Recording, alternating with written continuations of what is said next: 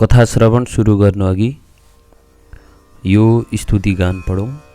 यम ब्रह्मा वरुणेन्द्र रुद्र मरुतः तुन्वन्ति दिव्यस्तवै वेदै साङ्गपदः क्रमोपनिषदैर्गायन्ति यं सामगः ध्यानावस्थित तद्गतेन मनसा पश्यन्ति यं योगिनी यस्यान्तं न विदुःसुरासुरगणा देवाय तस्मै नमः।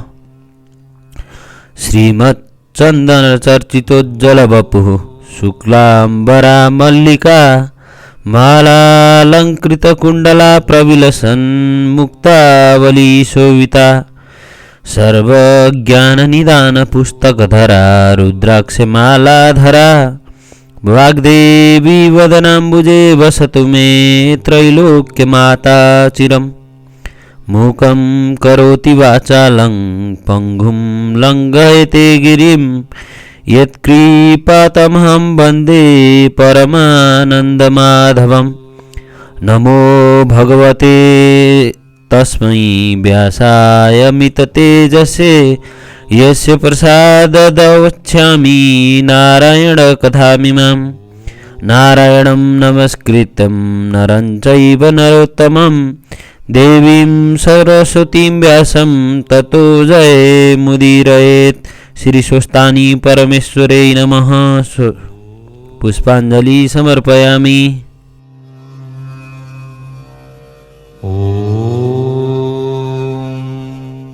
13औं अध्यायमा महादेव र पार्वतीको विवाह सम्बन्धी प्रसङ्गपछि अब हामी 14औं अध्याय सुरु गर्दैछौँ। चतुर्दश अध्याय। कुमारजी आज्ञा गर्नुहुन्छ, हे अगस्त्य मुनि, श्री महादेव र पार्वतीको विवाह सम्पन्न भएपछि पार्वतीले आनन्द मनले श्री महादेव प्रसन्न भएको बेलामा नम्र स्वरले हातमा श्री स्वस्थानी भगवतीको प्रसाद 8 रोटी 8 अक्षता 8 बेली पुष्प 8 यज्ञोपवीत 8 पान 8 कुडका सुपारी सगुण समेत ल्याई भन्नुभयो, हे स्वामी, अब मेरो तपस्या पूर्ण भयो। केटाकेटीदेखि हजुरलाई स्वामी पाऊँ भनी तपस्या गरेकी थिएँ। पार्वतीले श्री महादेवको हातमा त्यो स्वस्थानीको प्रसाद चढाई साष्टाङ्ग प्रणाम गर्दै फेरि भन्नुभयो, हे भगवान, श्री स्वस्थानी भगवानीको व्रतका प्रभावले मैले हजुर जस्तो स्वामी पाएँ। हे प्रभु, यो ब्रह्माण्डमा कोही दुखी छन्, कोही दरिद्र छन्, कोही पापी छन्, कसैका सन्तान छैनन्, कसैका स्त्री छैनन्, कसैका पुरुष छैनन्। श्री स्वस्थानी भगवानीको यो व्रत प्रकाश गरिदिए सबैको उद्धार होला भनी मेरो मनमा लागेको छ। यसको उपाय बताई बक्सनुहोस्। पार्वतीको यस्तो वचन सुनि श्री महादेव आज्ञा गर्नुहुन्छ, हे पार्वती, दुखी दरिद्रमाथि तिम्रो त्यस्तो दया भएको देख्दा मलाई खुसी लाग्यो। तिमीले सबैको हित हुने कुरा विचार गर्यौ। म यसको उपाय बताउँछु, लौ सुन। अहिले नै अश्वत्थामा ऋषिलाई बोलाएर रसातल पातलमा पठाउँछु। त्यहाँ उनले दुखी दरिद्रलाई श्री स्वस्थानीको व्रत विधि सिकाउनेछन्। महादेवबाट यति आज्ञा भएपछि पार्वतीले अश्वत्थामा ऋषिलाई बोलाउन पठाउनु भयो। अश्वत्थामा ऋषि आए र श्री महादेव पार्वतीलाई साष्टाङ्ग प्रणाम गरी बिन्ती गर्न लागे, हे भवानी शङ्कर, मलाई के कति कामले बोलाउनु भयो, सो आज्ञा होस्। पार्वतीले भन्नुभयो, हे अश्वत्थामा, तिमी रसातल पातलमा जाऊ र त्यहाँ जो दुखी दरिद्र छन्, जसका स्त्री छैनन्, जसका सन्तान छैनन्, तिनीहरूलाई यस्ता विधिले श्री स्वस्थानी भगवानीको व्रत गराएर आऊ। पार्वतीले अश्वत्थामालाई विष्णुले आफूलाई बताए चाहिँ व्रतको विधि बताई बिदा दिनुभयो र अश्वत्थामा ऋषि खुसी भई श्री महादेव पार्वतीलाई साष्टाङ्ग प्रणाम गरी त्यहाँबाट रसातल पातलमा गए। रसातल पातलमा पुगेर दुखी दरिद्रलाई श्री स्वस्थानीको व्रत विधि सिकाई गर्न लगाउनु भयो। श्री स्वस्थानीको व्रतका प्रभावले ती व्यक्ति पनि खुसी भए। त्यसपछि एक दिन श्री महादेवले पार्वती कतिको चलाक रहेछन् हेर्नु पर्यो भनी आफू कसैले नदेख्ने ठाउँमा लुक्न जानुभयो। श्री महादेवलाई पार्वतीले नदेखी खोज्दै जाँदा लुकिरहेको अवस्थामा श्री महादेवलाई बल्ल बल्ल फेला पार्नुभयो। पार्वतीलाई आज्ञा गर्नुभयो, हे ईश्वर, हजुरले मलाई किन छली लुक्न जानुभयो? म सुन्दरी भइन कि मन परिन कि? यस्तो प्रश्न गर्दा श्री महादेवले केही नबोली मनमनमा विचार गर्नुभयो। यी पार्वतीले मलाई अब यसै छोड्ने भएनन्, फेरि अर्को रूप लिएर वनविहार गर्न जानु पर्यो भनी त्यहाँदेखि अन्तर्ध्यान भई नेपाल खण्डको श्लेषमान्तक वनमा जानुभयो र एक किराँतको रूप लिई शिकार गर्दै हिँड्न लाग्नुभयो। फेरि पनि श्री महादेव अन्तर्ध्यान भएपछि पार्वतीले मनमा साह्रै दुःख मान्दै श्री महादेवले मलाई किन छल्नुभयो, कहाँ जानुभयो भनी मनमा चिन्ता गर्दै ध्यान दृष्टिले विचार गरी हेर्नुभयो। श्री महादेवले किराँतको रूप गरी श्लेषमान्तक वनमा शिकार खेली हिँडेको चाल पाएर पार्वतीले विचार गर्नुभयो, म पनि श्री महादेवलाई छल्नका निमित्त त्यहीँ जान्छु भनी अत्यन्त राम्री किराँतिनीको रूप धारण गरी श्लेषमान्तक वनमा जानुभयो। त्यहाँ गएर एउटा ठुलो वृक्षको मुनि बसिरहनुभयो। श्री महादेव पनि वनवन घुम्दै त्यहीँ आइपुग्नुभयो र किराँतिनी रूप पार्वतीलाई देखेर मोहित हुनुभयो। तर पार्वती भनी चिन्नु भएन र सोध्न लाग्नुभयो, हे सुन्दरी, तिमी को हौ? देवकन्या हौ कि यक्षकन्या हौ, नागकन्या हौ अथवा अप्सरा हौ? मैले हेर्दा त तिमी जस्तै राम्री यो ब्रह्माण्ड संसारमा दुर्लभ ठान्छु। फेरि एक्लै यो वनका बीचमा आई किन बसिरह्यौ? बाघ, हात्ती जस्ता वन्यजन्तुको डर पनि कति नमानी यो घनघोर वनमा निर्धक्कसँग बस्नको कारण मलाई बताऊ। किराँत रूपी श्री महादेवबाट यति आज्ञा भएको सुनि किराँतिनी रूप पार्वतीले श्री महादेव यिनै हुन् भनेर चिनिहाल्नुभयो र मनमनले दण्डवत प्रणाम गर्नुभयो। श्री महादेव कस्ता तरहसँग आउनु भएको थियो भने बायाँ हातमा धनु र दाहिने हातमा त्रिशूल लिएका, सर राख्ने ठोक्रो काँधमा राखेका, सर्पको गहना लगाएका, महाभयङ्कर मूर्ति भएका यस्ता किराँती रूप महादेवलाई देखेर पार्वतीले भन्नुभयो, हे किराँत, म यहाँ बसेको धेरै वर्ष भयो। किराँतिनी हुनाले बाघ हात्तीको डर मलाई कति पनि लाग्दैन। तपस्या बसेकी छु। यस्ता तरसँग दुई स्त्री पुरुष बीच अनेक कुरा हुँदाहुँदै साँझ पर्यो। किराँत रूप श्री महादेव आज्ञा गर्नुहुन्छ, हे सुन्दरी, तिमी पनि एक्लै छौ, म पनि एक्लै छु, हामी दुवैजना यहीँ बास बसौँ। यति श्री महादेवले भनेको सुनि पार्वतीबाट आज्ञा भयो, हे किराँत, तिमी लोग्ने मानिस, म स्वास्ने मानिस, यस्तो वनको बीच कोही नभएको ठाउँमा कसरी एकै स्थानमा बास बसौँ? फेरि लोग्ने मानिसको विश्वास पनि हुँदैन। राम्री केटी देखेपछि घर परिवार, आमा बाबु सबै बिर्सिन्छन्। त्यसकारण एकै ठाउँमा बास नबसौँ। किराँतिनी रूप पार्वतीका यस्ता कुरा सुनेर किराँत रूप श्री महादेवले भन्नुभयो, हे सुन्दरी, त्यस कुरामा केही सन्देह र डर नमान भनी चित्त बुझाउनु भयो। त्यस दिन दुई स्त्री पुरुष त्यस वृक्षको मुनि बास बस्नुभयो। त्यस्ता तरहसँग बस्दा बस्दा केही दिन बित्यो।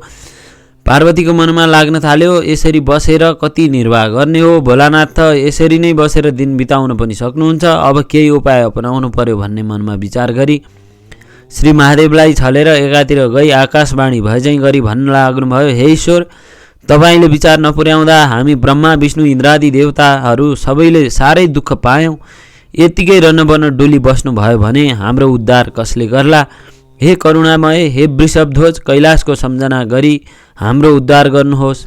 यसरी देवताहरूले गरेझैँ आकाशवाणी भएको सुनेर श्री महादेवले विचार गर्नुभयो, म यहाँ आएको कसैले देखेको थिएन, यो बोल्ने को रहेछ भनेर यताउति हेर्दा केही पत्ता पाउन सक्नु भएन र देवताहरूले भने होलान् भनी चुप लागि किराँतिनी रूप पार्वतीलाई नदेखी खोज्न लाग्नुभयो।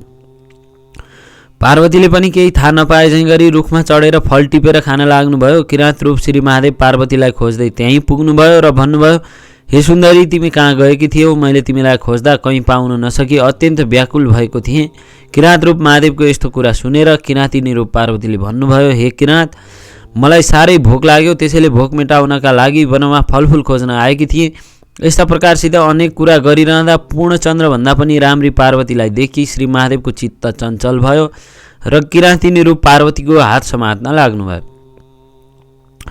महादेवले यसो गर्दा किराँतिनी रूप पार्वतीले भन्नुभयो, हे किराँत, तिमी कस्ता रहेछौ? के तिम्रो धर्म यही हो? मेरो त श्री महादेव बाहेक अरू कसैलाई स्वामी बनाउने इच्छा छैन।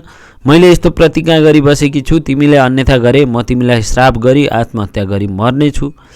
किराँतिनीको यस्तो कुरा सुनेर किराँत रूप श्री महादेव भन्नुहुन्छ, हे सुन्दरी, तिम्रो महादेव स्वामी पाउने इच्छा छ भने त्यो इच्छा म पुरा गरिदिन्छु। तिमीले चाहेको महादेव म आफै हुँ। वनविहार गर्न मन लाग्दा यहाँ आएको हुँ, नपत्याए हेर भनी किराँत रूप महादेवले आफ्नो ज्योति स्वरूपको दर्शन दिनुभयो। यो देखेर किराँतिनी रूप पार्वतीले मनमा आनन्द मान्दै महादेवको पाउमा परेर दण्डवत गरी बिन्ती गर्न लाग्नुभयो, हे ईश्वर, विवाह गर्नका लागि मातापिता भएको ठाउँमा जानुपर्छ। मातापिताले कन्यादान दिएपछि हाम्रो विवाह हुनेछ। त्यसकारण हजुर कन्यादान लिन मेरा मातापिता छेउ हिँड्नुहोस्। किराँतिनी रूप पार्वतीका यस्ता कुरा सुनि श्री महादेवले हुन्छ जाउँ भनी किराँतिनी रूप पार्वतीका पछि लागि जानुभयो। जाँदा जाँदै हिमालय पर्वतका घरमा पुग्न लाग्दा महादेवले विचार गर्नुभयो, यी त पार्वती पो रहेछन् भनी चिनेर अत्यन्त आश्चर्य भई पार्वतीले मलाई छल गरी आफ्ना मातापिता छेउ ल्याइछन्। अब म कसो गरौँ भनी लाजमानी फेरि अन्तर्ध्यान भई किराँतेश्वर शिवलिङ्ग भई नेपाल उपत्यकाको बागमती छेउको श्लेषमान्तक वनको उत्तर भागमा गई बस्नुभयो। आफ्नो साथमा आउनुभएका महादेवलाई अचानक त्यहाँ नदेख्दा किराँती रूप पार्वती पनि आश्चर्यमा पर्नुभयो र पार्वतीले अति विलाप गरी ध्यान दृष्टिले विचार गर्नुभयो र महादेव स्वयं किराँतेश्वर शिवलिङ्ग भइरहेको चाल पाउनुभयो।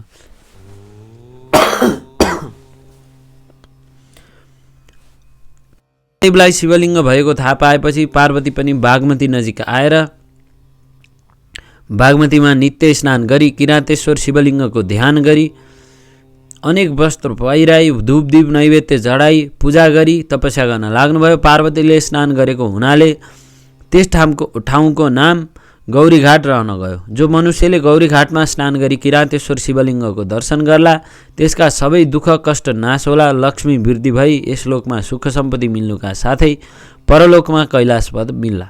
श्लेषमान्तक वनमा हिजो आज पनि किराँतेश्वर शिवलिङ्ग ढल्किएको अवस्थामा रहनुभएको छ, किनभने महादेव लुक्न जाँदा पार्वतीले देखलिन् भनेर ढल्किनु भएको हो। हे अगस्त्य मुनि, यस्तै तरहले पार्वतीले नित्य तपस्या गरेको देखि श्री महादेव प्रसन्न भई हँसिलो मुख गरी आफ्नो स्वरूपको दर्शन दिनुभयो र जगतमाता पार्वतीले मनमा हर्षित भई महादेवको पाउमा परि दण्डवत प्रणाम गरी अञ्जुली बाँधी बिन्ती गर्न लाग्नुभयो। हे ईश्वर, हजुरले मलाई किन यस्ता तरहसँग दुःख दिनुभयो? म हजुरकी मन नपर्दी भएँ कि म नराम्री भएँ कि म हजुरको सेवा गर्न जानिनँ कि अथवा मैले कुनै चित्त दुखाउने कार्य गरेँ भन्दै अनेक तरहसँग विस्मात गर्न लाग्नुभयो। यो सुनि श्री महादेव पार्वतीलाई अङ्कमाल गरी आफ्ना काखमा लिई त्यहाँदेखि अन्तर्ध्यान भई हिमालय पर्वतको घरमा जानुभयो। श्री महादेव र पार्वती आएको देखि हिमालय पर्वतले अत्यन्त खुसी भई पुष्पवृष्टि गरी आसनमा बसाली धूप दीप नैवेद्य आदिले पूजा गरी गोडा धोएर भलाकुसारी गर्नुभयो। उता पाकशालामा 84 व्यञ्जन तयार गर्न लगाई श्री महादेव र पार्वतीलाई भोजन गराए। त्यहाँ 4 दिन बसेर श्री महादेवले आफ्ना ससुरा हिमालयसँग आज्ञा गर्नुभयो।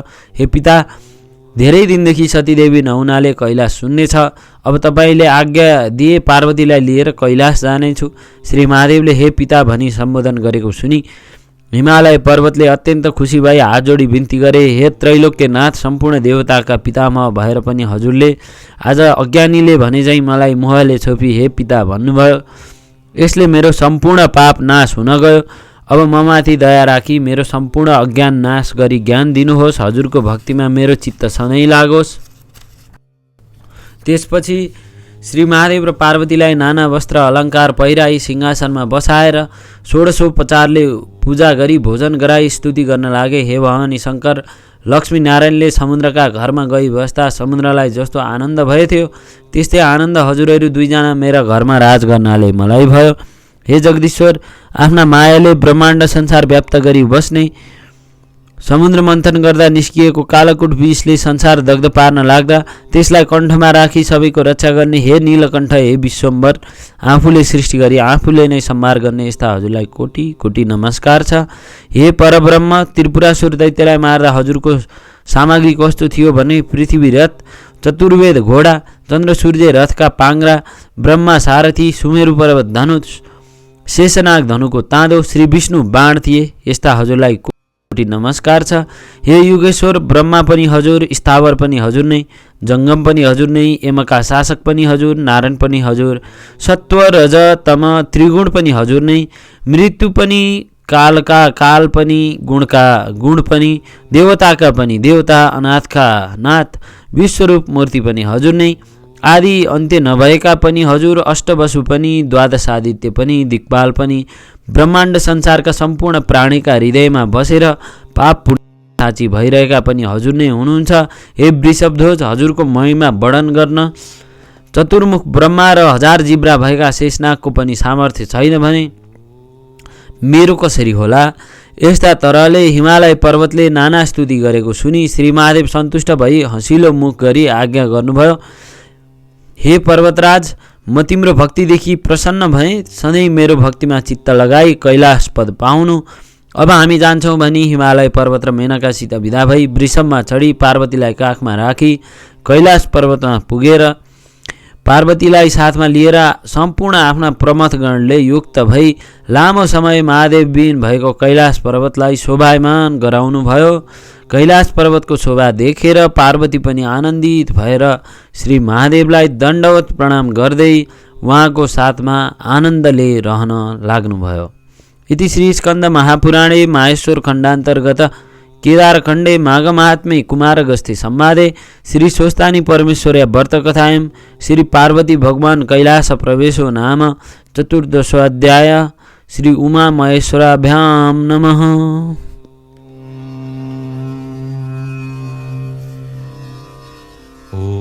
कथा श्रवण समापन गर्नु अघि हातमा फूल लिएर पुष्पाञ्जली श्रवण गरौँ। उपनयतु मङ्गलं वः सकल जगन मङ्गलालय श्रीमान दिनकर किरण निबोधित नवनलिन दल निवेक्षणः कृष्णः काले वर्षतु पर्जन्यः पृथिवी सस्यशालिनी देशोऽयं क्षोभरहितो ब्रह्मणा सन्तु निर्भयाः अपुत्राः पुत्रिणः सन्तु सपुत्रिणः सन्तु पौत्रिणः निर्धनाः सदनाः सन्तु जीवन्तु शारदां शतम् तत्रैव गंगा यमुना च तत्र गोदावरी सिन्धु सरस्वती च तीर्थाणि सर्वाणि वसन्ति तत्र यत्राच्युतोद्धार कथा प्रसंग या कुन्देन्दु तुषारहारधवला या शुभ्रवस्त्राभिता या वीणा वरदण्डमण्डितकरा या श्वेतपद्मासना या ब्रह्माच्युत शंकर प्रभृतिवीर्देवै सदा वन्दिता सा मां पातु सरस्वती भगवती निशेषजाड्यपहा कायेन वाचा मनसेन्द्रियैर्वा बुद्धात्मना वा नुसृत्स्वभावात् करोमि यद्यत् सकलं परस्मै नारायणायेति समर्पयते तथा। श्री स्वस्तानी परमेश्वरै नमः।